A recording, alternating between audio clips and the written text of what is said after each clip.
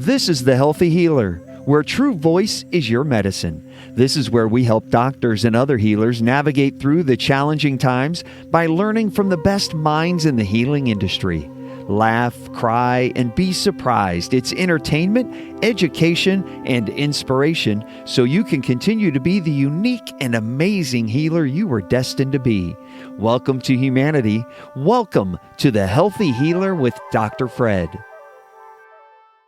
Hello, everyone. It's Dr. Fred, and I'd like to speak a little bit about the aftermath of the conversation I had with Ben Kintisch this week. Ben spoke a lot in the beginning when answering the fateful question of who are you, about many of the things that he might be really proud of that are all positive vibration things, including being a musician, being a singer, being a father, being a husband, a dog owner, a lover. And then he said he was a sad clown. And I got that there was something very pure about that declaration. And I wanted to know a little bit more and clearly asked him that early in the conversation, for which he answered so articulately and wonderfully and sensitively. I began to really think about what is a sad clown. And I, too, feel like a sad clown. I can be funny, although maybe a little less funny than I think I am, like most of us. And I have a sadness about the way the world is unturning, the way the world is unfolding, and things that are happening in the world or happening in my life. Or sometimes it has nothing to do with the outside circumstances, but it's just an experience that kind of overcomes me. Sadness or anger or irritation or helplessness or hopelessness. A sense of despair that might come from my own upbringing and my core wound. And this is, I think, what Ben was pointing to, that there is a sadness that we take with us from our early days, and it never actually gets resolved in this lifetime and sits as a cyst. It sits as something that is difficult to actually express. It sits as something that we don't have access directly to heal. And one of the ways that we sometimes see this get utilized from our creative geniuses is as a source or as the fuel for creativity, which then gets perceived by others as being beautiful. Oftentimes, the pain that comes from that source or from that fire or from that fuel was very real and really is unresolved until that self-expression gets developed. So in Ben's case, he was able to develop music as being his main form of self-expression and singing, and also then creating musicals. He also went into spirituality, which was also a perfect space for him to go into inside of learning how to be a chaplain and doing theological studies, and also becoming a cantor, where he could do both, be a singer of spiritual songs inside of the synagogue. So the idea here is that so many talented people have sadness or rough edges in their past that then get expressed as beautiful pieces of creativity, often in art or music or dancing or singing or drama or cooking or writing or gardening, in multiple creative outlets in the performing and the visual arts forms. So this is what Ben is using to be a healer, and it's what many of us use. So many of the entertainers have this pain at the bottom.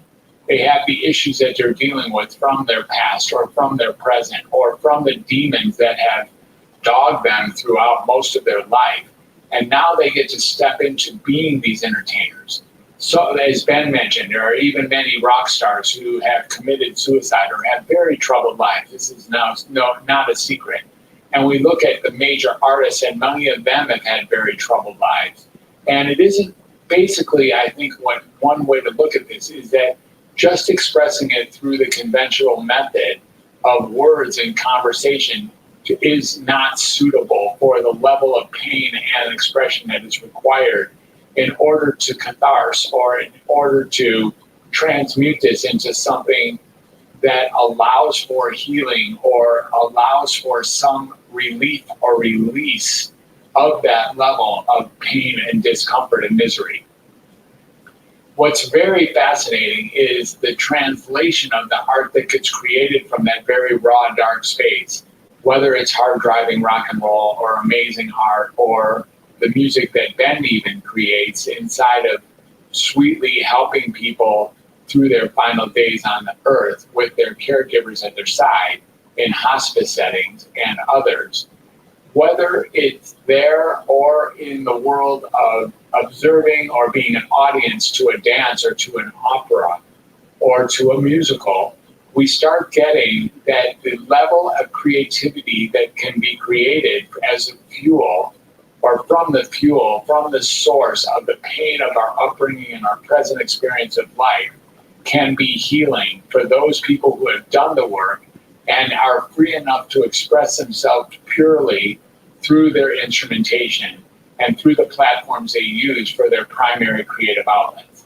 So these creative outlets become healing sources for all of us who get to observe or interact or resonate harmonically with the creative arts and then get to experience what it is to be human through and through, even more so than what the voices offer inside of these conventional conversations that we call shared communication.